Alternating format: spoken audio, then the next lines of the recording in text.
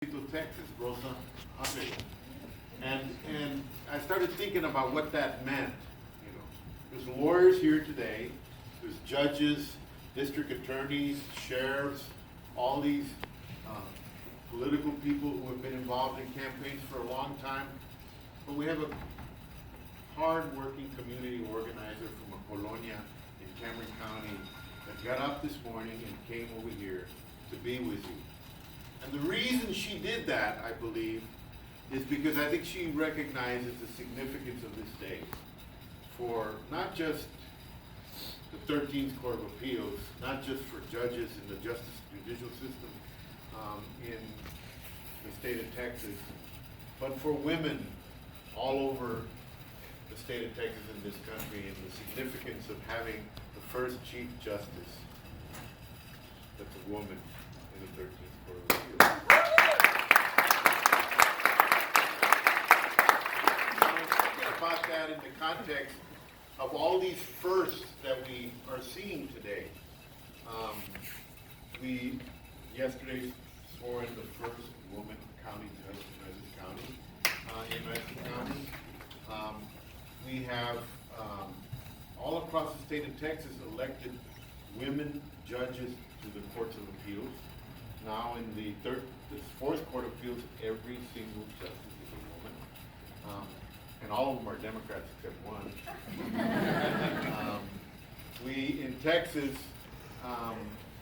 celebrated the election of the first female county judge in Harris County, the third largest county in the United States, a 27-year-old woman who was an immigrant from Colombia to be the county judge in that county. We elected 17 judges in Harris County at the same time, right? We elected justices to courts of appeals, most of them women, in Austin, Dallas, San Antonio, and the first and 14th courts of appeals in Houston.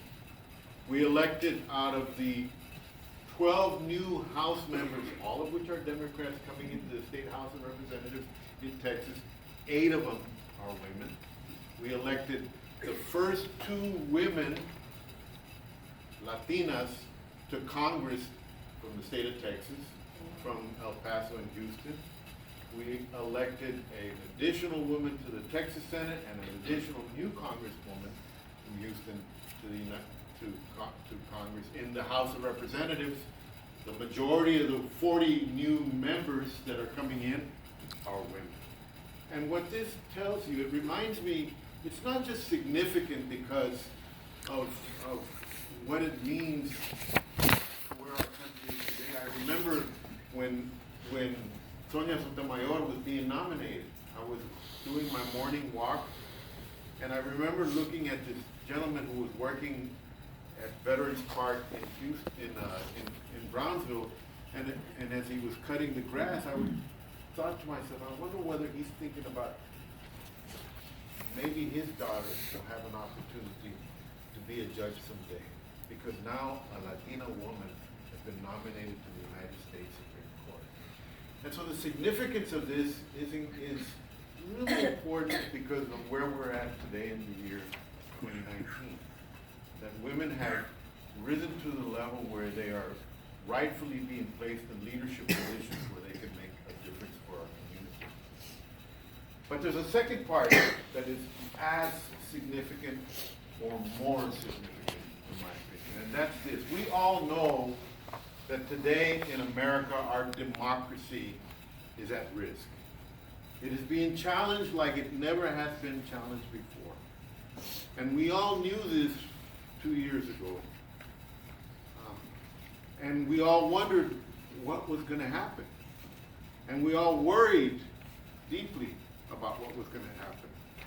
Well, the women of this state and of this country didn't sit there and wring their hands and worry. They stepped up, right? They stepped up and decided that they were not going to let the man handle this fix that we were in, this mess that we're in. They were going to step up and do it themselves. And they did not just decide that they were going to work on campaigns. They were going to be the candidates. They were going to be the people that were going to get up and put themselves up to get elected to office because they knew that they could do as good a job or better than any man out there and get themselves elected.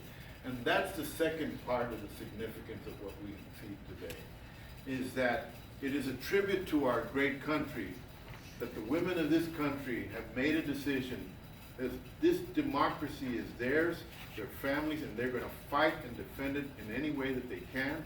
And they know that once they get elected, they will do a great job and make the difference that needs to be, that we need today in this troubled time that we live in today. So I want to congratulate our good friend, our hardworking Dora Contreras.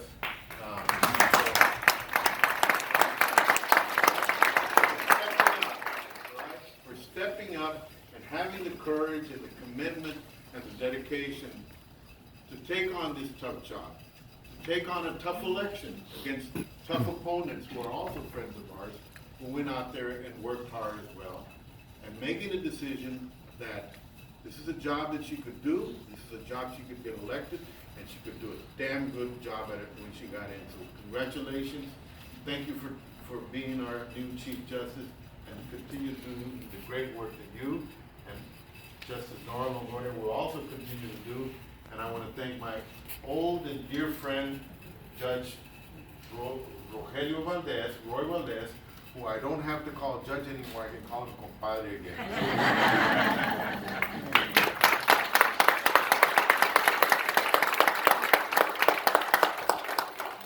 Wow, that was really good. Thank you, Justice and Chairman, I guess we should call you as a partner. You spoke so eloquently about the role of women today, and that started many years back with some very strong women, dedicated women, who really set the pace for all of us. And one such wonderful woman is Judge Linda Llanes, who is now going to give some of her remarks. I know that we talked about first today, the Chief Justice, but I think Linda was the first female to be on this court, and so it is fitting that she's here today to share some words of wisdom with all of us. Thank you.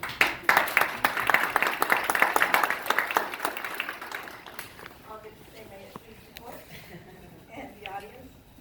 In July of 1993, Governor Ann Richards took action that began to break through a glass ceiling of the times by appointing the first Latina to serve as an appellate judge in the history of the state of Texas and the first woman to sit on the 13th Court of Appeals. On August 13th, 1993, I was sworn in as that judge. 25 years later, here we are with a new milestone, moving on, and I would say moving forward in that trajectory as we swear in the first woman Chief Justice of this court. Some may be asking themselves, why does any of this matter? It matters. The judiciary must reflect the demographics of the areas that it serves. The legal system is an institution to resolve conflicts: criminal, civil, family, probate, and many others. Those conflicts are human conflicts, not the type of questions that could be submitted to a computer and have an algorithm come out with a just result. For example, one of the first questions that a judge must resolve in its deliberations over a case is to determine what are the relevant facts of this case. Both sides will present their stories in the most favorable light to their argument. Many times the judge will ask herself, are they talking about the same case? Then the judge has to decide what law applies, and only then can the judge proceed to apply the relevant law to the relevant facts. This process requires much subjective analysis. That means that a judge's legal background, judicial philosophy, personal background, sometimes political background, are all in the mix of that analysis. Sometimes the bias that comes through can be subconscious. We are human beings resolving human conflicts. That is why it matters who is wearing those black robes.